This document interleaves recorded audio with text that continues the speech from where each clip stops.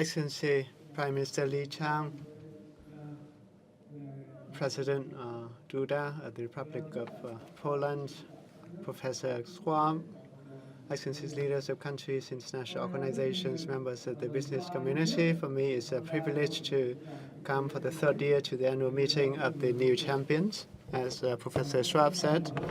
And I sincerely thank Mr. Prime Minister and Professor Klaus Schwab for extending the invitation to me and the high-level delegation of Vietnam. Next Frontier for Growth and the 6 themes at this year's conference reflect the strategic, responsible vision of the World Economic Forum and the important role of China on the future development of the world. We believe that the future of the globe hinges on 3 primary factors and is shaped and propelled by 3 key areas.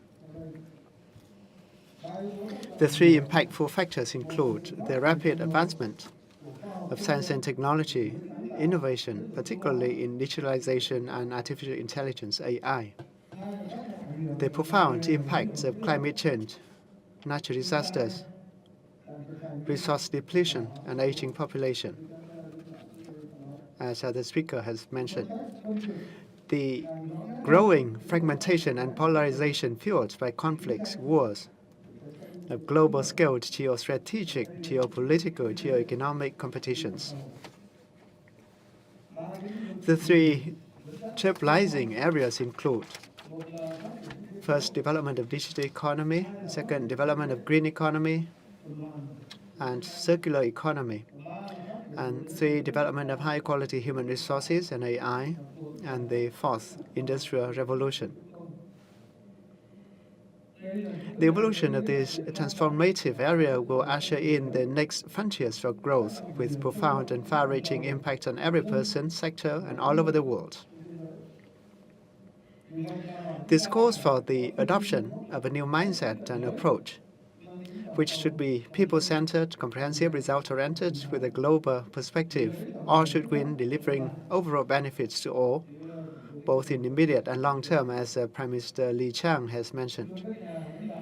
Excellencies, ladies and gentlemen, the second big point I want to share with you: the world today is at peace at large, but local wars persist. Overall rapprochement is marred by regional tensions. Predominant stability is occasionally disrupted by local conflicts. The global economy is marked by intertwined opportunities, risks, and challenges, and this can be outlined in 5 prominent features.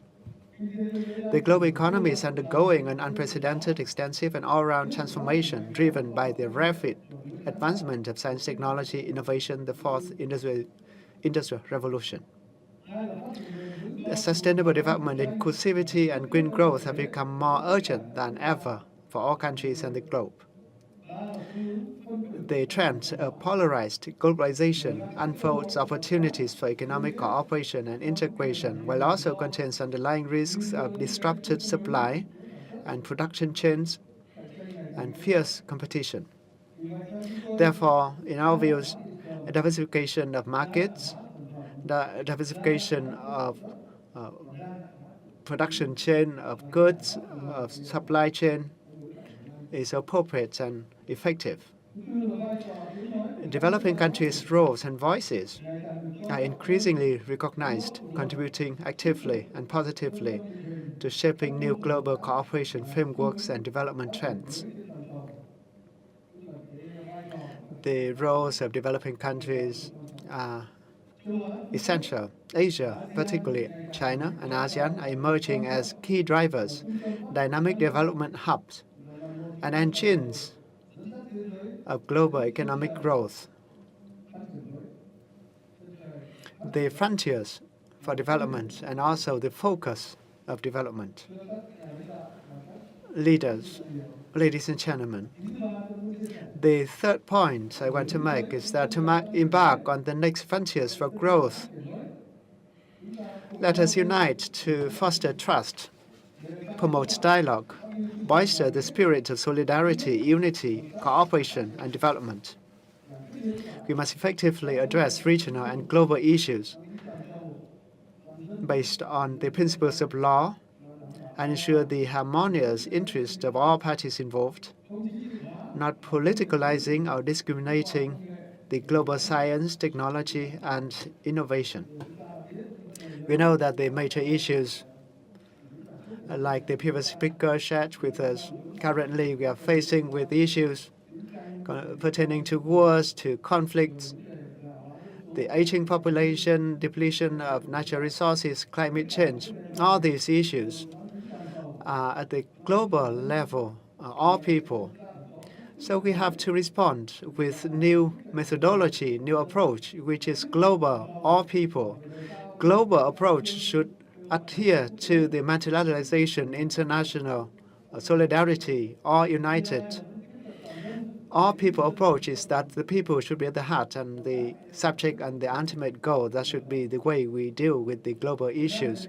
Vietnam suggests that the World Economic Forum, its partners, the business community, enhance their roles in offering guidance, providing support, advocating public-private partnerships, while also taking the lead in guiding the development.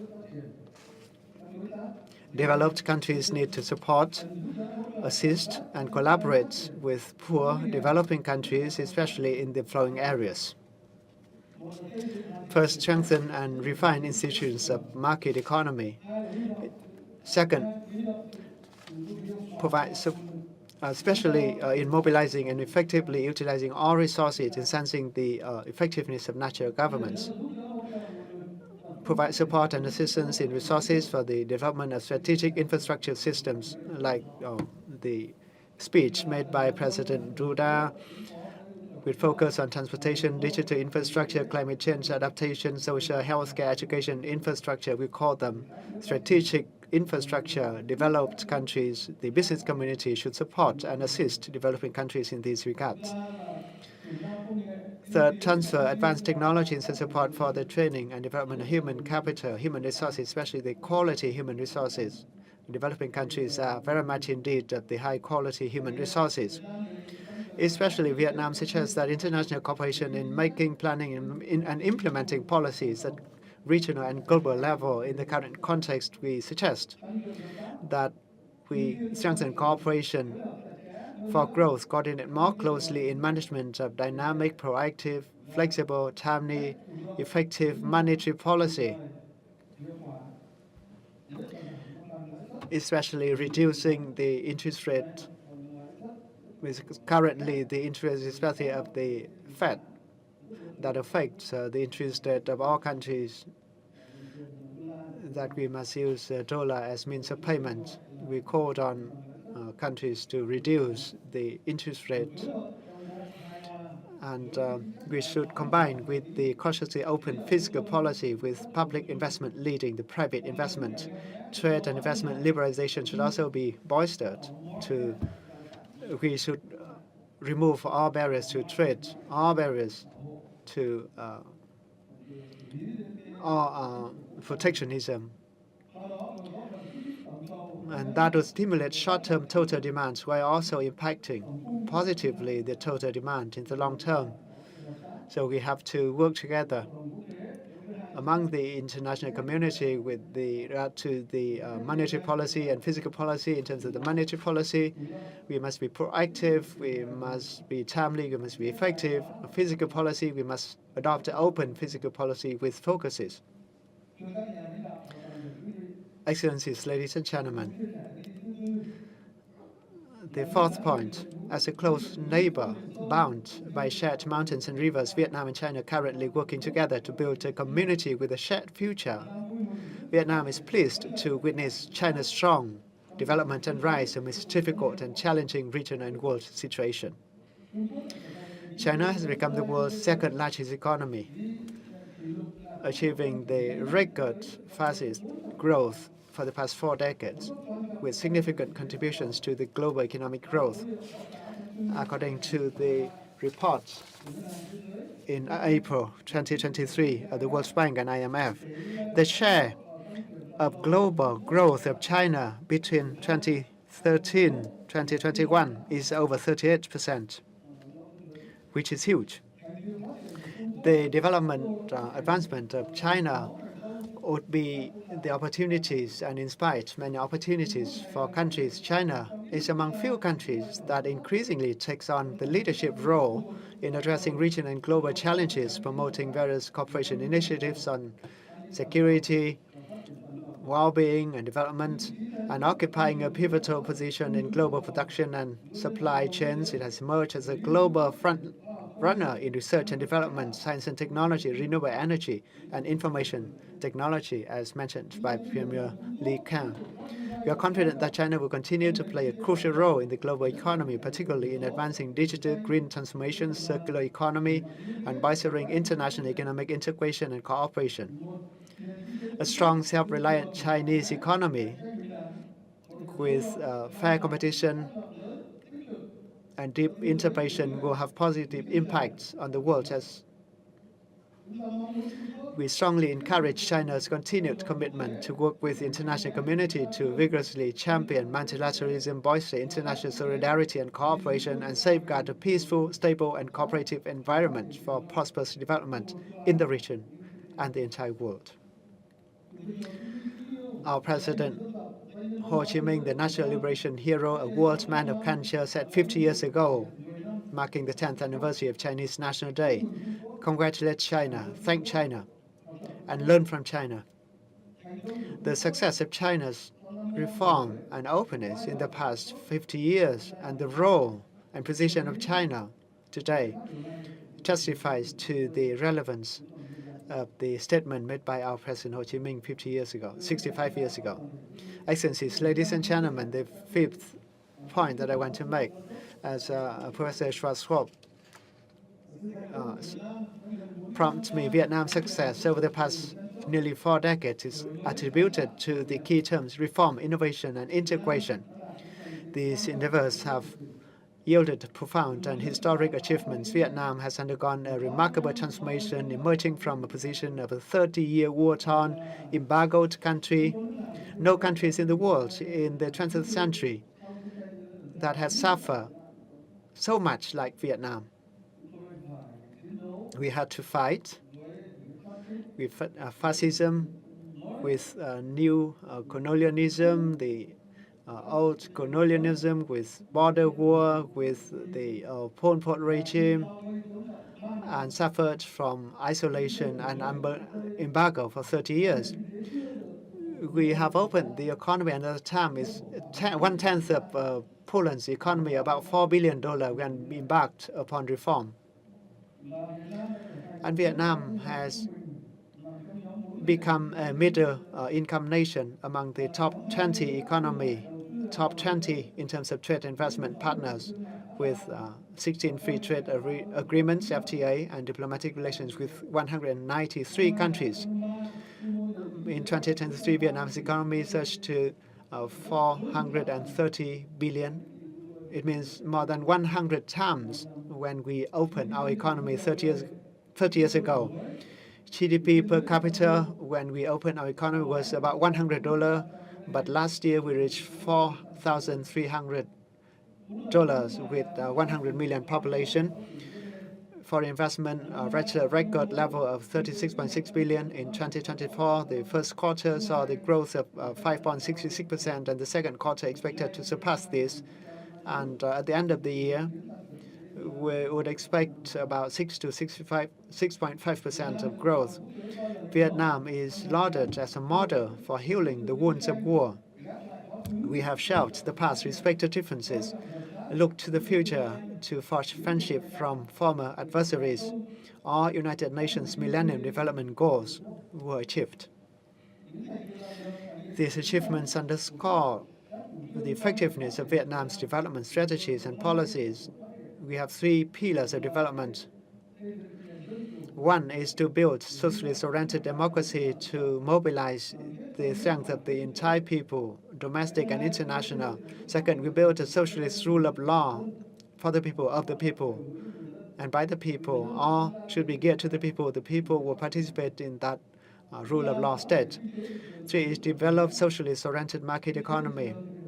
Market economy must abide by the value law, supply, demand law, competition law, but as a developing country like Vietnam, we must have the regulation from the government where necessary in order to make sure that people's life is stable, like President Napoleon said.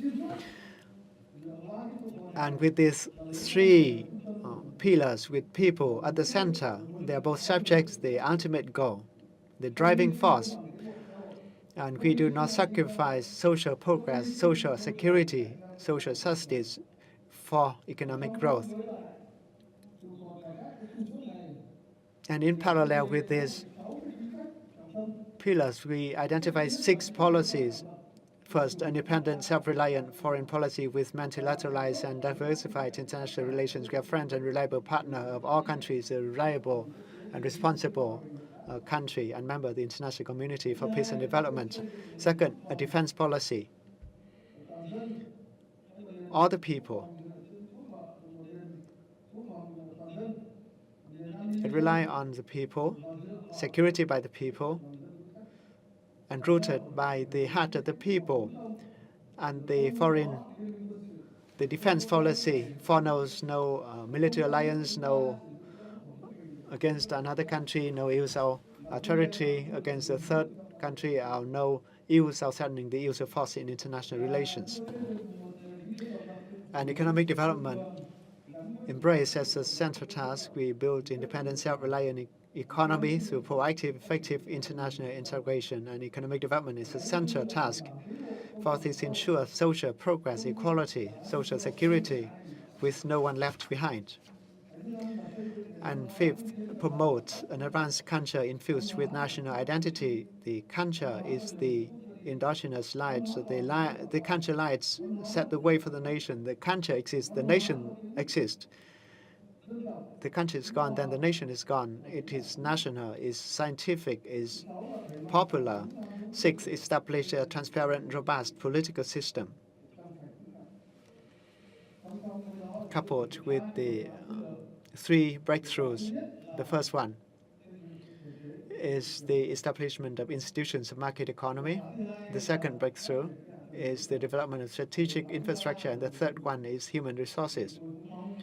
We hope that the international community, members of the business community, should come to Vietnam, invest in Vietnam, and focus on that 3 breakthroughs on the basis of science, technology, and innovation. Regionally, Vietnam has been playing a key role and actively contributing to an ASEAN community which is strong, united, cooperative.